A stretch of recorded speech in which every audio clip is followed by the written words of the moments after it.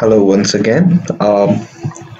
From now on, I will be starting a new video series on Cloud Firestore.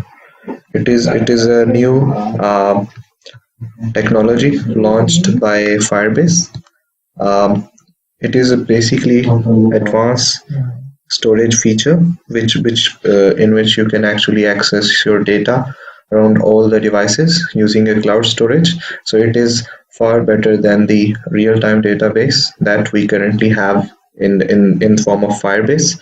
So all those details you can find out on Google Blogs. So in the introduction part, basically I'm putting the link into the description for this video. This video is a 2-minute video, and it will take you through all everything that you need to know about the Cloud Firestore.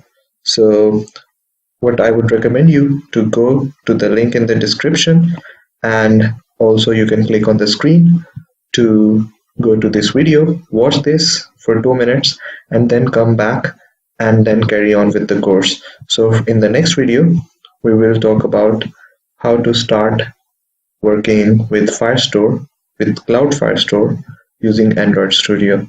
So until then, see you.